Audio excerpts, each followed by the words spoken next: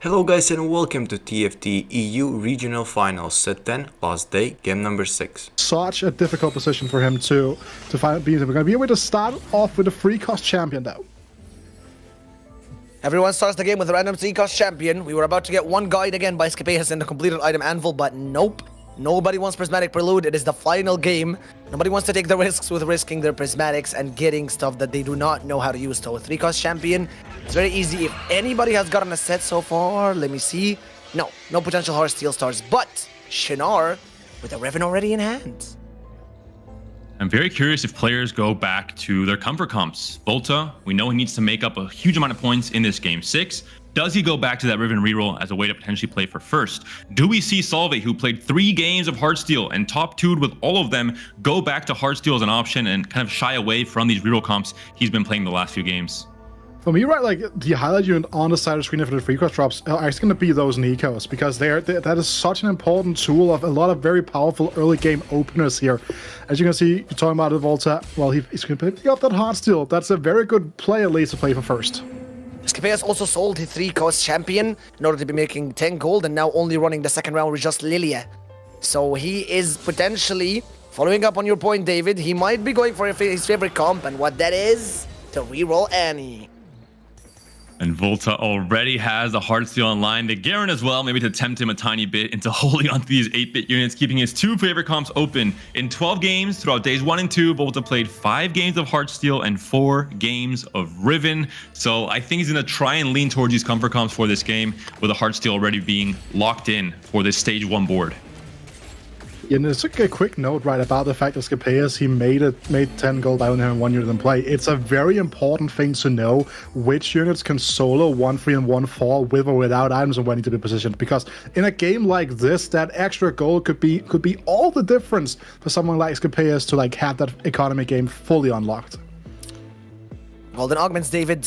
Anything caught your mind yet except Cluttered Mind maybe here for So Fresh? We're seeing 3 lucky streak players, so maybe luck is what these players think they need for this game 6, and they're just leaning into that heavily. Of course, the econ generation will help players try and cap out at level 9, which is what usually takes you to that position to win games outright, which is what some of these players need. We're seeing on the right side there, 4. Scapeus, Wet Jungler, Dark Hydra, Volta, half of the lobby trying to print some gold in this stage 2. Economy is all about it, and with the inflation happening in this lobby, you do know that players need to catch up with all of that gold that they're having. Also, Patient Study right here, I'm So Fresh, is going to be committing for that lost streak, and we only have 2 Vampirism players, Salve and Shinar, so there is not that much variety into this lobby. It's all about who can generate more gold than the other, really, Rita. Yeah, but also keep in mind, then you have someone like Jetusaur here playing for a strong tempo game plan, something we have seen him do all throughout today. Pretty much every single game, he's right at the top of the standings, around 3-1, 4-1, with 100 to 87 HP thereabouts. Something like the shock treatment in combination with that Rage Blade does exactly what he needs to do to stay at that part of the lobby. But Nib's trying to punish some of the players playing for higher caps. With the contrast, 7 players picking scaling augments, and it's only Eduzor who's going to be trying to play for something that, of course, is trying to win streak most of this stage 2, trying to go for that 5-win streak and just keep up his lobby HP, hoping that a player like Scapeus, a player like Salve, maybe playing that riskier style, ends up 7th or 8th. Yeah, finds the gap in the market, right? He's trying to capitalize on it and make huge profits in terms of trying to make it to that World Championship. Judging by the poor positioning that he has now, Scapeus, I don't think generated any gold coming in from that lucky streak, but he needs just 1 here. 1. So even if he loses, he can still sell that Cassante and still be extremely rich going into stage 3 now. Putting it on an Evelyn, and following up on Venus Spawn when he said you need to know which units can solo stage 1 and 2 and 1-3 and 1-4. You also need to know which units have a lot of attack speed. That includes Jinx, it includes Evelyn because of the attack speed buff that she receives. Didn't get any gold from the lucky streak, but he won. He sells the Cassante and is still able to hit the 20 gold mark. Yeah, and it's also worth noting that you looked at the Chinar's bench here, David. Already 2 copies of Riven and a pair of Corkis. He's already primed to kind of do what he did in game number 1, find that very early Riven 2 and just play Riven 3 even and play from there. And Chinar's a player that played a lot of different in-houses and scrims throughout the last few weeks, prior to GSC2 and prior now to the EMEA finals. And he's a player that has played a lot of Ribbon Reroll. I think he's a player that identified it's very good for playing for first. And it's a line that sometimes in tournaments you have to whip out in spots like these where he is going to be contesting Wet Jungler for that maybe 4th place position in terms of who ends up going to Worlds. So we'll see if this gamble pays off. We've seen the success that Volta has shown us, maybe with some high roll mixed in. We'll see if Chinar can find that same high roll here. It's also worth noting that when you look at what's kind of going on as well, is that like you talk about Shinar, right, being someone that played a lot of scrims. They played international scrims this time around against like the Kiyun, K3 Soju kind of crew. But also Shinar has been one of the first players to kind of look out of his region and out of his country, right? Like him and Ging were some of the first people out of Turkey to really like get quote-unquote international help to prepare for tournaments, right? With that bigger practice we talk about with Daisy, with Elia, etc., right? So just kind of a testament to how much the rest of the region kind of holds Shinar in regard. There's a spat, Panda. It's the only spat in the lobby, and guess what on which unit? It's going to be on a Yone, a 3-cost unit. For someone like Scipeus, who definitely isn't taking it for the Yone, he's taking it for the money and the spat itself. It could be great for the addition to him. As an open chain, could be thinking about pentakill, maybe something like a kill / Mordekaiser reroll for this final game. He does have to play for a first, as you mentioned. There's 3 groupings of players, really. It's going to be Salvi, Yeduzor, and Scipeus playing for the championship. It's going to be Wet Jungler, Volta, and Chinar playing for that 4th place position to go to Worlds. And, well, then Dark Hydra and I'm So Fresh playing for their own pride and a little bit of prize pool as well coming to this final day. Seraphine has been found and purchased by Scipeus here. We'll see if this will be the commitment or just a temporary item holder for this stage 2. Already slammed the John Slayer on her, though.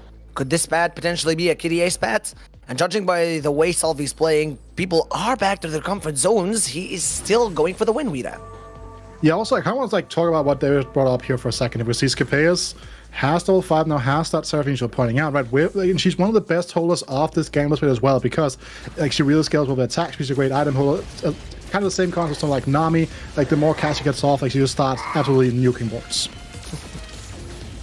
Okay, Mishmisha disagreed there a little bit, but I'm sorry. Keep going with the convo. She's not a huge fan of KDA. She doesn't love listening to pop songs. For now, Salvi has the Urgot carrying both the blue buff and the Last Whisper. I think this could just be a sign that Salvi wants to go back to his game plan that he had in the first 3 games that found so much success in the start of this tournament, which is playing for that Heartsteel, playing for those capped level 9 boards, with a blue buff potentially going onto the Ezreal, and maybe even the Last Whisper as well, considering it hasn't found the components to slam a Even Shroud. And Vampirism, it's an augment that you don't really want to play so heavily into. It's not like you're trying to lose every single fight in the first 2 stages. You're really just hoping that as a benefit when you do lose HP with Heartsteel to have an even stronger board in stage 4. Yeah, I think like one of the first real comps that like actively make great use of Vampirism was like the earlier renditions of any reroll, right? It was one of the first times we really saw the strength of Vampirism. One of the reasons why it kind of ended up getting nerfed at the start of the set as well, because like just how well it combined.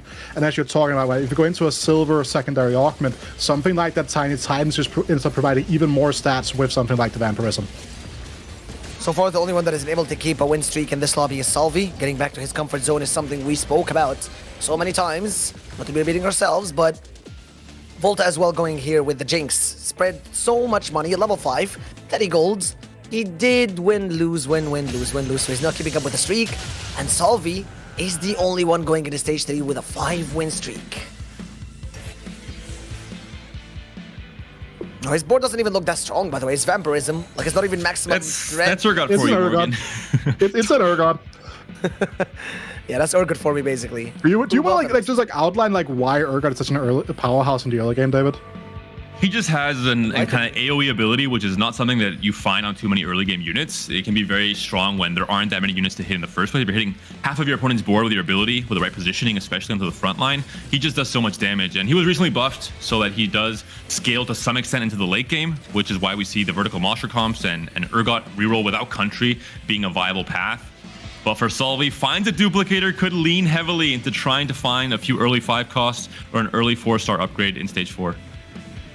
Yeah, honestly, the early set as well, and we were told by our lovely Danny that he had that Garen 2 since 2-2. So it's a natural Garen 2, natural Lilia 2, natural set, and Urgot, and the 3-cost champion I think that he started the game with.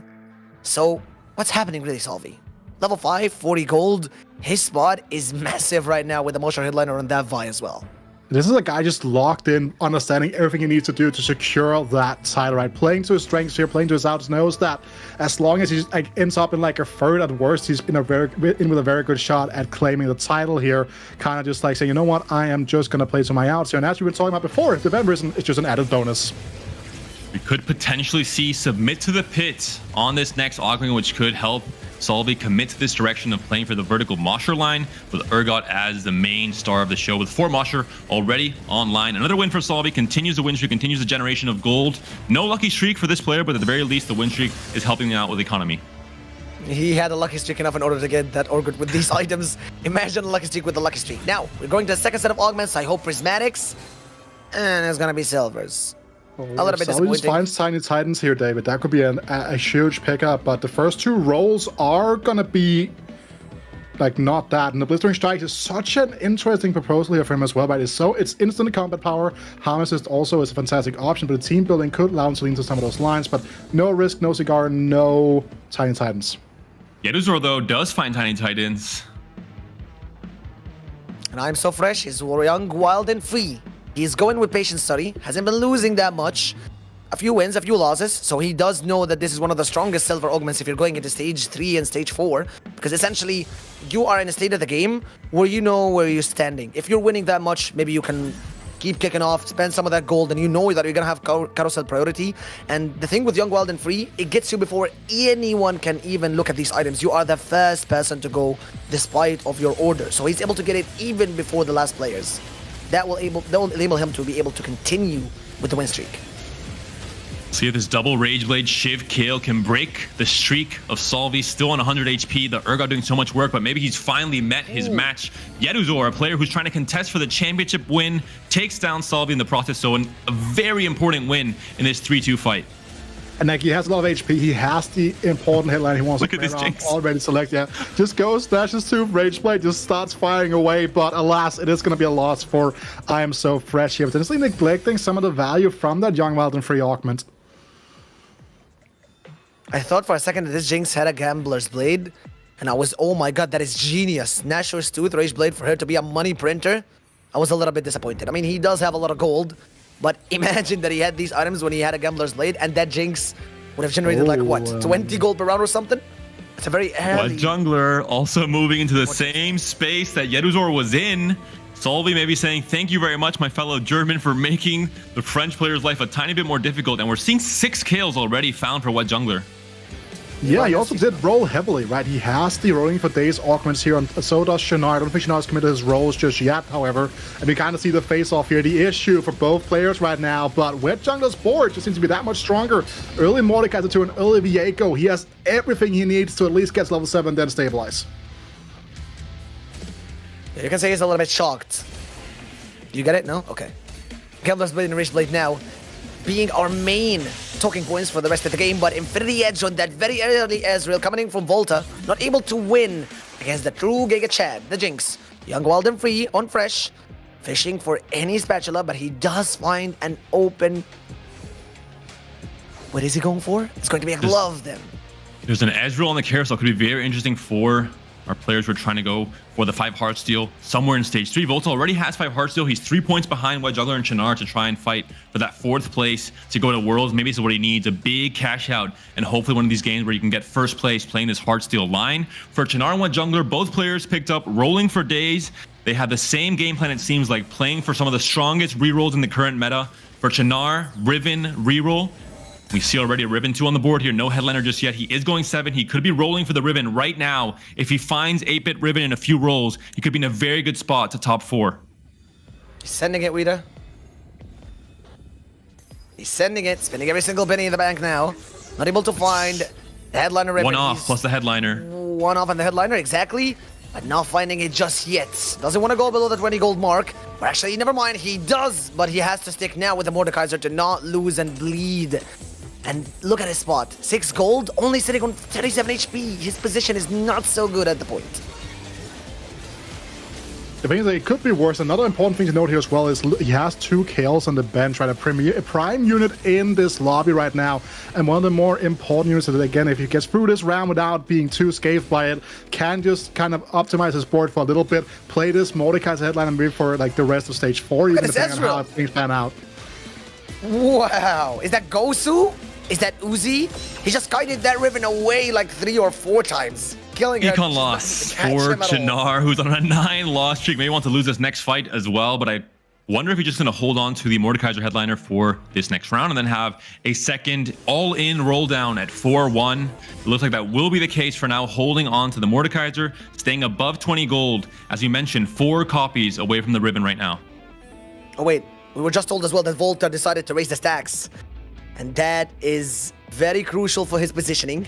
He has 69 gold. He's sitting on about 20 XPA if I'm not mistaken. However, he already has an Infinity Edge slammed on that Ezreal, so he needs to make sure he doesn't accidentally win any round. Like this one. I'm not considering the fact that he might be going now over that Mordekaiser with the even Shroud. The Riven didn't even bat an eye at that Ezreal cutting her, but he doesn't have enough damage. I thought that the Infinity Edge might allow him to deal more and more damage, generating just 1 gold this fight. Apparently not enough, and Voltarex is very happy with this loss, generating some gold, staying above 50 and able to hit level 7 with almost more than 50 in the next round is massive for Volta. If he can pass through with raising these stacks correctly, he's going to be having a massive power spike. 288 hearts already, so close to reach that 500 mark when he does catch out. Yeah, and also it's kind of worth noting here as well for Chinar. This spot is kind of looking like it's going to be very reminiscent of his first game, right? He has a little bit of a better setup here for that. And also, going back to Volta's board, David, he's able to go for triple damage item on this Edge, but does not have to go for the red buff, does not have to go for a Morello, for example, due to the blistering strikes. Volta still making as much money as he can. We have to go back to Chinar's board. The roll down's coming through for Chinar. He sold the Mordekaiser. He's trying to find specifically the 8-bit Riven. He doesn't want a 4th. He wants a 1st place to finish his qualification to Worlds, to beat out Wet Jungler potentially for that 4th place position. The roll down's coming through. He's not finding the ribbons he needs. Just the headliner off now. Just the headliner off. Hasn't even got the option. It's 8-bit. In the final roll down with exactly 9 gold, he gets his prayers answered. And look at Can he potentially find a spatula on this next carousel? Maybe even this augment that's coming up now could help him find the 6 8-bit to continue capping out this board. Yeah, and he has the Viego already, right? So he has to damage the Gexing from the pentakill across the entirety of the board. So this is such a huge round for Chinar, and this ribbon free. This time around, he has to QSS, he has to Giant Slayer. He's not stuck in poor item no man's land like he was in game number 1. Okay, I guess it's exactly at the final point. And now the next set of augments is exactly what's going to be his saving grace. We got gold and silvers. And the next one, is it going to be a decrescendo? Is it going to be another golden augment? So, nothing too special here. I'm so fresh looking through his options. Level 8 going to roll down for a headliner to try and stabilize him. But Yedusor is a player we need to be looking at. Both players contesting for the championship are currently 1st and 2nd in the standings. They played a tempo-heavy game plan, preserving as much HP as possible in stages 2 and 3. Wet Jungler, meanwhile, who is playing for the Kayle reroll, has hit Live for Danger this final augment, Wida. Yeah, and also that is a huge power spike as well for Wet Jungler, right? Just getting extra power onto this Kayle. But also keep in mind, Jedusor has Tiny Titans. That entire HP cap between him and Salvi that he got from that augment is almost vanished. If he doesn't scale properly into this game here from this spot on, Salvi is going to be in a very good spot. I'm more curious about the Volta cash now. I don't know if he hit it yet, or is he just waiting one more round for it? Because it's about to be a massive power spike for him, alongside the fact that he went for Little Buddy, so his 5 and 4 cost units with the Heartsteel is going to be massive. Salvi now broke the bank, kinda. Still has a duplicate sitting on that bench, looking for one more Ezreal to reach his final spot with Blizzarding Strikes. He does have a lot of anti-healing reaching that kill pretty easily. It won't be a hard fight for him if he could kill the kill, but no! She gets to survive thanks to healing orbs and obliterating his front line with shock treatment. Yeah, big I win just for realized he has no gold, Wida. Jedusor has rolled down. He's level 7, 0 gold, and does not have anywhere close to a Kayle 3 if that is his main game plan. Volta cash out does come through here, though. Ezreal, Lucian already found with a Rage Blade slammed onto him. Level 8, and we need to find a viable 4-cost headliner to propel us to the Fast 9. Yeah, and I was wondering whether or not Salvi was going to be rolling here because he needs to match Volta in this specific spot to ensure that he finds that Ezreal 2 with his duplicator before Volta gets in there and dips the pool even further. But Volta going to stabilize around this Poppy, a very, very common play on this line. Yeah, I think the Garen does fit here yet. Possibly could have put in the Jhin, but he was in a rush of time, or perhaps maybe put in, I don't know, any other unit that can allow him to get 5 heart steal, but so far, this Garen is doing him absolutely nothing on that board. At least the Poppy's gonna buy a lot of time, all thanks to the Masha headliner that she got, and the items being slammed on her. Now Volta's finally able to get his first win, but that roll down and a cash out, I don't think was what he was asking for, David. Looking at the HP totals, we're seeing the just massive gaps here from Chinar and Volta to the rest of the players. They've lost so much HP in the early game. We saw Chinar had a 9-loss streak. Volta, of course, raised the stakes, but they do have first pick on the carousel because of it, alongside I'm So Fresh, moving freely. Doesn't go for the Alawi though. Volta gets it in the end. Needs to run for something, it seems like, here in terms of his itemization options. He wants that Ionic Spark for the front line to really just power up that little bodies for the Ahri here. So big round here as well for them. Also keep in mind, Wet Jungler on a full-on win streak. Shinar slowly but surely building towards something greater with that Riven, but it is that important fight between him and Wet Jungler for that final spot, most likely. He's able to get that Lulu 3 alongside a Zig sitting in the shop. He does slam it now, having 3 Hyper Pops with the Hyper Pop Lulu, and he has so many items to slam now, David. That board looks nice. And Scapeus, alongside Yeduzor and Salvi, is attempting to play for the EMEA Championship. He wants to become the victor after this Game 6, playing a comp which is, I would say, his comfort comp. Across all the games of the first 2 days, he only repeated a comp 1 time, and that was Lulu reroll. So Scapeus maybe in a good spot from a mental area to play this Game 6. Going out into a fight against a board that is unlikely he could win against because of that Ezreal and his blue buff clumping against these units now. He did hit a very good mark, and that Mortal Mechanic is going to be keeping the Ezreal away, but he also has the same exact augment. Blistering Strikes is going to be applying the anti-heal. Never mind. His comp is way too strong for Salvi's Ezreal to be able to burst him just in time, and that's a Vampirism loss. It doesn't matter for him. You kind of see the dynamic of how some of these melee carry units kind of just end up struggling into something like the Ahri and Lulu boards.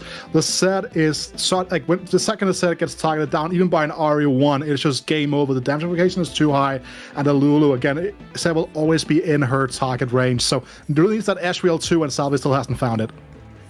For Chinar, he's trying to rack up some gold. Gonna go level 8 potentially and fit in Jazz alongside the very early Lucian he found on level 7 to accompany that Caitlyn in the backline, helping out the Riven close out some of these fights. But looking at Salvi, as you mentioned, 3-loss streak now for our #1 player in the standings, facing off against Chinar's Riven. The Zed versus Riven matchup here, I think, will be in Riven's favor unless she can be bursted down in time by the Ezreal, by the MF, by the Zed. It looks like it's not gonna be the case. The Gunblade healing her so much here. Not just the Gunblade, but also the Vampirism, keeping that Riven extremely tanky and the Omnivamp coming from it. And no CC is going to make any difference. She was able to end up the fight with a full HP. Also countering Salvi's board with the Blistering Strikes. It may be a great augment, but it's too strong to counter the Vampirisms on his board. It's also worth noting that Salvi is very far from his final form of this board at the moment in time, right? He's currently sacking for Heartsteel, drops down to the free, knows he's going to be hitting that 200 breakpoint regardless. I just want to build better and better units onto this board at this moment in time. Wants the Ezreal too, but only on a single copy, Morgan. Not even a pair here on the bench for Salvi. Yeah, he was rolling so much, but it's unlikely to come because he's still committed to that Z2 with the EDM headliner, because he does have an Edge of Night and a Hand of Justice on him. I think it was a little bit too risky for him to even slightly have the thought of selling away that Zed. A bow here could be massive for a Nashor's Tooth on that Ezreal, or perhaps a BF sword for a BT that comes on Zed, but he's more concerned about finding the Zac. Fresh too, is nice. This is awkward though. You have to take out either the Zac or the set here to fit in the. Yeah, I think you have to sell the Thresh. Just hope to find the Zac 2 instead to keep the EDM in for the Zed. And also these last components for the last Ezreal item or the last Zed item are a little bit awkward. Maybe just a sword for BT. Or a bow for Nashor's, and now he gets both. But considering that this is a Z2 with 3 EDM in, I think it would make more sense to itemize the Zed now. You do have Vampirism, so he's gonna be alive now, and yes, he does commit. Could be Sterex, yeah. Sterex I like this as well. That was an option. I was like, I feel like if you go for the bow in this spot right now, I think you're going for a Runaan's Hurricane right over the Nash's Tooth to just spread out more damage to a very single target right now. But this is a fight you really want to win here. Volta, though, already with his huge cash out and that Ezreal too been built up. So this is all or nothing now for Salvi in terms of he wants to get that final win for the title here. Radiant Guardbreaker could go onto the Ezreal here. No gold to work with, though, when he still needs to find the Ezreal 2 copy to help Zed as a DPS duo in this board. There's a Zac too, but not enough money. He can't even sell on the board here. No replacements in the shop. So awkward. Reforge the Adaptive Helm here, trying to find something that's a little bit more versatile or quote-unquote better frontline item for this Poppy. I think it's an option to consider, but I guess that is way too risky at this moment in time. Could be the final fight for Shinar, David. He does need, again, this win in order to be able to qualify, so it's extremely important for him and Voltarex to win this fight. We'll see the Riven does not move to the left side. They're not going onto the Lucian right away. The Lucian going to slowly stack the Rage Blade, untouching the corner, but Ezreal brings the aggro from the Riven onto that left side. Can the Lucian take on the Riven in time? The answer is no. And Volta, who looked so strong, is now down to 4 HP. Barely one life before Carousel, not even able to survive just one more round. This win could be extremely crucial for him. I think he has to send it, but for what upgrade? He has nothing on his bench waiting to be upgraded. And rolling down now doesn't seem like a good idea. He's so far away from that Lucian as well. So what's the plan here, Rita? He's in that like weird level 8 limbo where you know you're going to have to tank some losses here. Very unfortunate that he gets the loss here against someone like Shinar. But getting that win against Salvi in the round prior is such an important one for Volta's all-out game plan here. But the thing is that he needs to go level 9. But even if he goes level 9 after the Carousel, he will still be struggling a little bit for the economy. He has like 1 or 2 rolls to hit everything. He faces what jungler? No Mordekaiser 3 here. Only the kill on the top left corner. Can the Lucian ramp up faster than the kill does? We'll see which frontline melts first. Everything on the line for Volta. His world's qualification comes down to this fight and the ongoing fights if he wins this one, which he does. He stays alive for at least one more round. Shinar, though, is going to go down. That's the end of the dream for the Turkish player, for all of our Turkish viewers. But what a great run. Very tough luck to Shinar. Very tough luck to Shinar, honestly. And it just keeps on going, right? The story of Shinar here. Like, yet again, he's so close yet so far, and it just keeps on happening and happening over and over again for him here. But now all eyes on whether or not Sam will be able to close out this title here. Wet Jungler needs to ensure he stays in the game here to as long as he outplaces Voltarex. He should be fine for the final spot. And look at this teasing carousel. The 8-bit emblem on the set right after Shinar dies could have been a potential spike for his board, maybe finding the 6 8-bit, but just a little bit too late. Yeah, he had to send it now to level 9. 2 more shops is what all he could hope for, maybe for another Guardian, so he can have 4 Guardians listening. But he gets another 11. Now it's the hard choice, whether do you want more frontline or do you want the Lucian? I think the Lucian would make much more sense. He has a very strong frontline. And he also has another Guardian emblem, so he could look for 4 Guardians here, but who would he replace it with? Insane pairs for Volta, so close to a massive spike on level 9 here with both the Alawi and the Shop and the Lucian already on the bench. He's facing off against the Zed. If the Zed can chew through the Yorick and the Poppy in time, but it just looks like there's so much frontline. The Yorick with the Radiant Crown Guard especially here, going to hang on for so long. The Zed, though, if he can kill off this Tentacle and move on to the Lucian, he doesn't. He moves back, and Volta wins yet another fight, decisively staying alive here. Yeah, now this actually puts Wet Jungler's qualification into jeopardy as well. Oh my god, Alawi too. Wet Jungler's down. Wet Jungler is down already for the dead. last fight, yep. Volta can potentially skip over Wet Jungler and end up qualifying to World off of this Game 6. Yeah, but this puts Wet Jungler at 26 points. Volta has 20, so if Volta finishes third or higher, it is going to come down to that tiebreaker. Meanwhile, here, Salvi, one last cash out potentially in the mix here. Gets the Ghost board, though, so this could be the saving grace. He doesn't have enough time to find the Ezreal, though. He did have a duplicator on the bench, but not a single Ezreal throughout these all rolls. Quite unlucky, especially in time that this board now has an 8-bit emblem on that Lucian alongside the Gambler's Blade. Too much damage coming in and anti-healing from the red buff. The Ezreal doesn't even get the 3rd cast just in time. Zooming. The Ezreal is way too strong. This Zed. The Ezreal cast comes through. And the Lucian He keeps does going. it. Salvi stays alive. Salvi, I think easily announced now that he won because he only needed to hit a top 4 in order to be considered our EMEA champion. With Digital going out though now as well here, it's all on Salvi to play execution and shut down Volterix's dream, because if Salvi goes down, that is going to be the what will put Volterix back into full-on contention here. Dark Hydra with a redemption arc of a run this game, showcasing why he has been such a dominating force all throughout the tournament, all throughout the last 6 months of competition. But no cigar for him today, no chance of world qualification here. He's just here to take away points. And our EMEA champion is locked in. Salvi, with the work he's put in, the German TRC champion as well. An explosive start to this day 3 puts him in such a good position with this top 4 in game 6. Skepeus and Yeduzor also lock in their qualification to Worlds. Their tickets are punched. They're ready to go, but Volta is a player that is now fighting for that 4th place position. White Jungler from the grave can no longer do anything. Just hope that Volta can mount this comeback, but this board is looking so strong, Morgan. He needs to get that win in order to be able to qualify. Volta needs to stay in the top 3 position, and now he goes. Maybe the revenge from Dark Hydra for his German friend with Jungler could be in here, but there it goes. The Lucian is ramping up, but this time the placement by Dark Hydra has been massively perfect. The Caitlyn is on the other side. If she gets to target that Lucian now, he could be obliterated. The Ezreal is tanking so much damage, but the CC comes in there, and Dark Hydra's not going to be able to eliminate Volta just yet. Salvi's dead as well. Volta's 3rd. I think this locks in Volta with a 3rd place position. And what a run from Skepeus as well, with the Lulu reroll, the KDA emblem, the Ahri upgrade now here as well.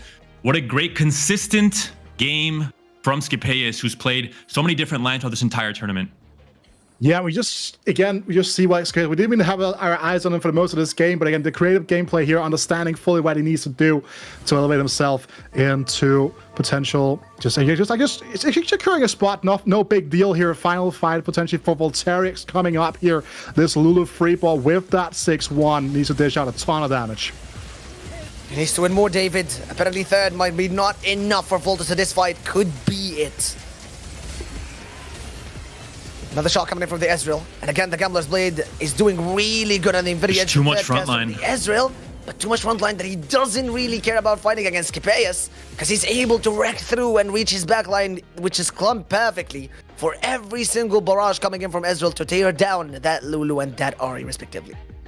And Volta with the Heartsteel has continued to scale, while Skepeus just doesn't really have much of a spike. Lilia too, sure, but I don't think that's going to help you win these last few fights. We're in stage 6, almost halfway through. Maybe the carousel could be impactful, but do these players even make it that far? Skepeus is on 1 life. Volta has been on 1 life for such a long time. And Dark Hydra with a redeeming 6th game on 27 HP, currently 1st in the HP standings.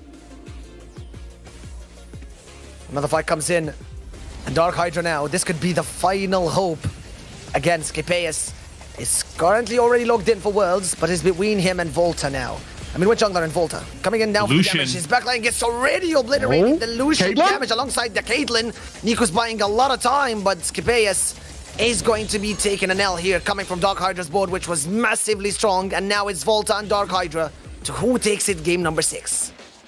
And Volterix yet again playing that 1st or 8th playstyle, losing so much HP in the early stages of the game. It's not Ribbon this time, it's Heartsteel, but what a way to come back into the game. Finds the Yorick, finds the True Damage Emblem, finishes 2nd place, and this now guarantees he's locked in for yet another World Championship appearance, the 4th, tying Double 61 as the most represented EMEA player on the international stage. And also the 2nd time that he makes it in a row here as well. Absolutely magnificent showcasing from Volterix. Again, he got that early Cassandre headliner, understood what he needed to do, understood the objective, got the assignment, and executed to perfection. And whether or not he's going to be able to take it home in style with a win is now the only question left in the EMEA Rising Legends Finals of Remix Rumble. And Dark Hydra finally with a decisive, a convincing game 6 to erase what happened in all the games prior on this day 3. 8-bit Lucian tearing through front lines throughout the last 2 stages of the game, but is Volta's board too much to handle? The Caitlyn cast comes through, does not kill the Ezreal. Decisive win here from Volta, who wants to finish off in style with a 1st place. He's not going to be giving up a little bit way too early. In fact, Volta is massively wrecking through Dark Hydra's backline. You thought that this Lucian could be destructive enough, but with 0 value coming in from the Gambler's Blade, because Hydra had to keep making his maximal attempts to make that bow stronger against Volta X, which gets an easy backline access. On the contrary of Dark Hydra, that Caitlyn and that Lucian shots are being blocked by his massive front line. Another final fight coming in right now, and Volta just one more step. No upgrades for either player. No Yorick or Ziggs, 2 for Hydra to try and maybe win this last fight. We'll see what the Lucian can do. We'll see what the Caitlyn can do, especially with her shots. Once she gets her ability off, Volta continue to ramp up the Rage Blade on the Lucian. He's crossfiring right into the opponent's Lucian, but Lucian is down. It's all down to Ezreal now. He cleans up with a massive cast, though. It's only the Poppy left alive. Should be an easy win for Volta, who finishes off in style, guarantees Worlds qualification, but also a big win in Game 6. Yeah, I think that